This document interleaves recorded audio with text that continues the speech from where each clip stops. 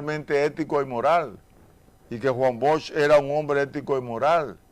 Pero los que asumieron el poder después de Bosch, a partir de 1996, tergiversaron el carácter ético y moral del profesor Juan Bosch y optaron por enriquecerse, muchos de ellos en el poder, porque hubo una tendencia aquí que surge por ahí por el 1984. El doctor Antonio Abreu Flores y yo, Tonito, estuvimos juntos en el partido que se desprendió del PLD en el 1978, que era la Unidad Democrática. Cuando logramos la oficialización, el reconocimiento de ese partido ante la Junta en el 1984, él venía planteándome hacía tiempo, como había una corriente en Sudamérica, de que muchos revolucionarios habían desertado de la posición de revolucionario para buscar una mejor posición social y económica. Entonces, él planteaba que aquí había que hacer, que no iban a haber más revoluciones, de acuerdo a un libro que escribió Henry Kissinger. Discutíamos el problema permanentemente, pero cuando logramos el reconocimiento de la Junta, me dijo: Andrés, ya tú no vas a tener más problemas con esos 7 muchachos, ni nada, tú y yo vamos a vivir del partido. Y yo recuerdo que nos habíamos comido un moro en mi casa, un moro de guandule, con carne de puerco. Y cuando salíamos hacia la ciudad, que me planteó eso, ahí comenzó el pleito. Y yo, pues mira, nosotros no podemos caer en lo que han caído muchos grupos suramericanos. Nosotros tenemos que seguir lo que planteó el profesor Juan Bosch. Usted tuvo una revolución igual que yo.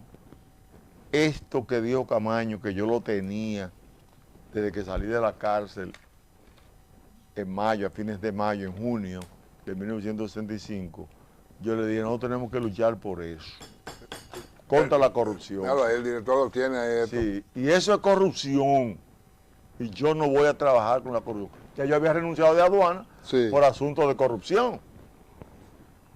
Y aquí, por asunto de que usted no se quiso meter en la corrupción que había en aduana. Me sentía... Porque tradicionalmente, en esos años, aduana era un antro de corrupción, donde todo el que nombraba ahí iba y se sumaba a la cogioca, y usted no se quiso sumar a esa cogioca. No quise, porque a mí me tocó ser el vocero ante el presidente Antonio Guzmán en el 1979, donde fuimos a reclamar lo contenido en el artículo 8 del Acta de Reconciliación Dominicana, sí, que era la reincorporación obligatoria de nosotros. De los militares constitucionalistas. De los militares constitucionalistas. Entonces, nosotros estamos obligados a luchar por eso, y ese era mi compromiso. Cuando me mandan a aduana, terminamos en un asunto de que me iban a matar, un atentado, se dieron cuenta y me avisaron, me pude escapar. Y la prensa recogió, que no lo vamos a poner ahora, recogió mi renuncia. Luego él me plantea eso y digo: no, yo estoy comprometido con la lucha contra la corrupción. Y ahí comenzó una división. Entonces, en el 86 se agudiza la crisis y vamos a la Junta Central Electoral, porque íbamos a romper, o rompimos. Y dividieron ahí. Ahí comenzó una división. Ahí comenzó inclusive, ahí se sentó la primera jurisprudencia para que la Junta entendiera que podía intervenir en los asuntos internos de los partidos, porque Jacobo Magluta y Peña Gómez decían que no. Cuando tuve el conflicto con Tonito, voy donde Leonel para que fuera mi abogado, donde Leonel Fernández. Leonel Fernández. Sí, era jovencito. Yo lo había conocido a él en un seminario que se hizo en la UAS en el 1983-84, que me invitó el profesor Ezequiel Anderé, con el cual yo participé en Puerto Palo, España, en un curso de animación sociocultural, y me dijo: cuando yo vaya a Santo Domingo, yo quiero que tú participes en un curso de sociología crítica que voy a dar. Y entonces ahí participó Leonel, lo vi actuar, vi su capacidad, estuvo por encima de todos nosotros en ese momento. Sí. Y el profesor me preguntó: ¿y este muchacho tan inteligente? Le dije: bueno, ese joven es el miembro del Comité Central del PLD. Le expliqué. Y tiene un gran futuro. Cuando me tocó, pues yo voy y lo busco porque era una oportunidad para nosotros volver al PLD, denunciando el problema de la corrupción que planteaba Tonito. Entonces, le presento, Leonel me dice que no podía, que no me podía. Que no podía ser su abogado. No, porque él lo habían hecho miembro del Comité Central, y entonces iban a creer que él se había entrometido en el asunto de nosotros. Total, que Tonito terminó en el PLD de nuevo, siendo diputado, porque él negoció con el PRD, y negoció más o menos bien, cuyo detalle no voy a entrar ahora. Llegará un momento que se podrá entrar. Leonel no quiso participar. Si Leonel acepta, y tengo un testigo, que estaba con Leonel en su oficina, que había sido alumno mío, y que luego fue miembro de la Cámara de Cuentas, que está vivo, y está joven todavía, más joven que nosotros. Él no quiso. Ahí pudimos nosotros reintentar, crear una concepción, fortalecer la concepción del profesor Juan Bosch.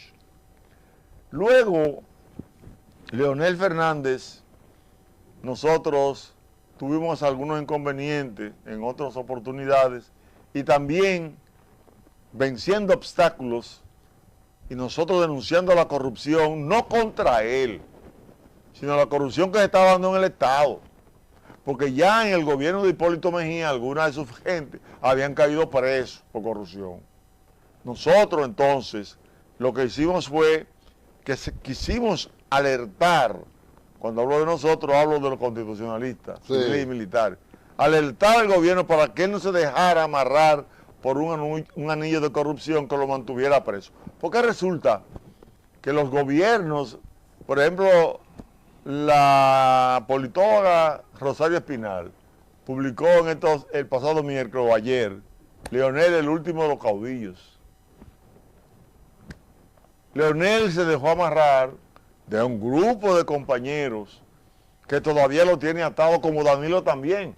Por eso nosotros publicamos hace unos días un video en el cual decíamos que ni Danilo ni Leonel se debieron dejar tomar de escudo de los grupos que se querían hacer corruptos.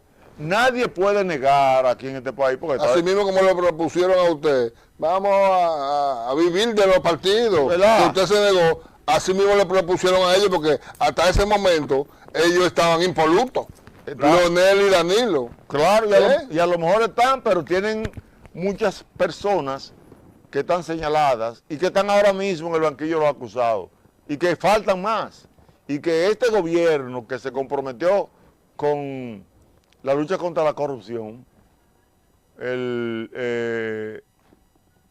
que nosotros iniciamos, porque resulta que la Marcha Verde se lanza a la calle un domingo 17 de enero del 2017. Ya nosotros teníamos 11 años llevando a cabo una lucha sistemática contra la corrupción. Y este gobierno que está ahí de Luis Abinader surge amparado en la lucha contra la corrupción que el pueblo ya había percibido que era uno de sus grandes males.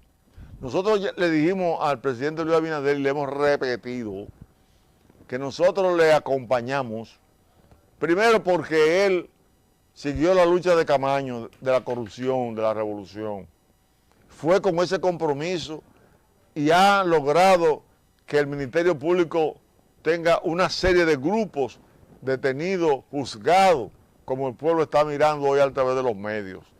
Y le dijimos que si abandona la lucha contra la corrupción, nosotros no estamos con él, porque nosotros actuamos por principio. Al PLD, mientras estaba en el poder, independientemente de que le reclamáramos la reintegración de los compañeros y que los compañeros, todos sus derechos adquiridos, se les sean reivindicados, independientemente de eso, atacamos la corrupción, porque eso no lo vamos a negociar con nadie.